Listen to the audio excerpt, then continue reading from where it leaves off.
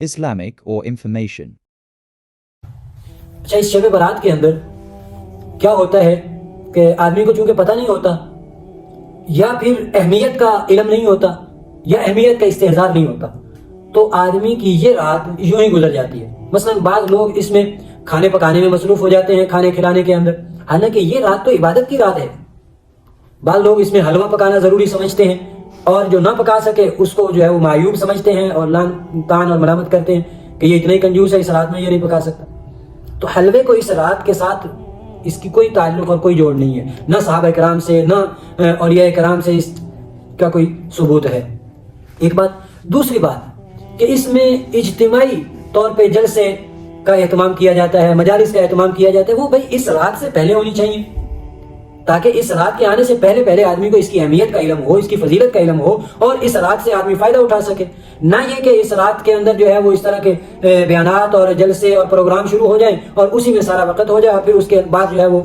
اس کے کھانے کھلانے میں وقت جو ہے وہ گزر جائے۔ ایک تو یہ بھی نہیں کرنا چاہیے۔ اسی طرح نبی علیہ الصلوۃ والسلام سے قبرستان میں جانا جو ہے وہ ثابت تو ہے، لیکن ایک دفعہ، اور وہ بھی آپ انفرادی گئے، مجمع کو لے کے ساتھ نہیں گئے۔ تو کبھی کبھار آدمی چلا جائے انفرادی طور پہ، لیکن اس طرح اجتماعیت کے ساتھ جلوس ساتھ لے کے جانا، اس چیز سے بھی بچنا چاہیے۔ اور اس رات میں کیا ہوتا ہے، دیکھیں شیطان انسان کا دشمن ہے، اور وہ ہر ایسا موقع جو انسان کی ترقی درجات کا سبب بن سکتا ہے، انسان کی بخشش کا سبب بن سکتا ہے، اس میں انسان کی معافی ہو سکتی ہے، ایسے وقت میں وہ ڈاکہ ڈالتا ہے، ایسے وقت میں انسان کو گمراہ کرنے کی پہلے سے زیادہ کوشش کرتا ہے۔ تو اس رات میں کیا کیا جاتا ہے، آتش بازی کی جاتی ہے، پٹاخے چھوڑے جاتے ہیں۔ حالانکہ یہ تو عبادت کی رات ہے، لوگ عبادت کر رہے ہیں، اس میں کئی بیمار ہوں گے، وہ آرام کر رہے ہیں، اور ویسے بھی جو دن بھر محنت مزدوری کر کے رات کو اپنا آرام کے لیے ہے، انہوں نے آخری حصے میں اٹھنا ہے۔ جب پہلی رات میں آپ ان کو تکلیف پہنچا کر ان کی نیند برباد کر دیں گے تو وہ کیا بیچارے عبادت کر پائیں گے؟ تو خود ایک عبادت نہیں کر رہے ہیں، خود اس سے محروم، دوسرا ہم دوسروں کے لیے رکاوٹ بن رہے ہیں، تو اس کا وبال بھی اپنے سر لے رہے ہیں، اور پھر اس آتش بازی میں پیسہ بھی برباد کریں، اور بعض اوقات جانیں بھی ضائع ہوتی ہیں، مال بھی ضائع ہوتا ہے، کہیں آگ لگ جاتی ہے۔ بہت سارے ایسے واقعات آئے ہیں کراچی کے اندر اور ادھر ادھر، کہیں آگ لگ جاتی ہے، پوری مارکیٹ جل گئی، دکان جل گئی، اور اسی طرح کوئی گھر جل گیا، یا کوئی آدمی جل گیا،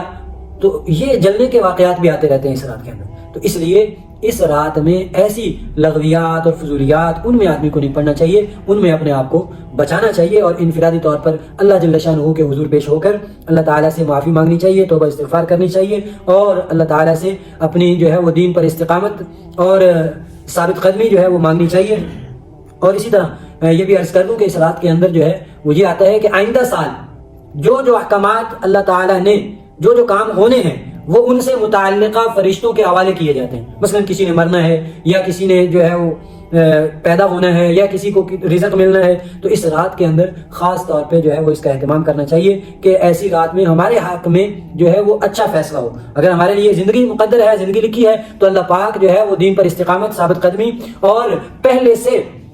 بڑھ کے دین پہ عمل کی توفیق نصیب فرمائے، اور اگر ہمارے لیے موت لکھی جا چکی ہے تو اللہ تعالیٰ وہ ایمان کی سلامتی کے ساتھ جو ہے وہ ہمارا اس دنیا سے جانا مقدر فرمائے۔ اللہ جل شانہ سے دعا ہے کہ اللہ کریم عمل کی توفیق نصیب فرمائے۔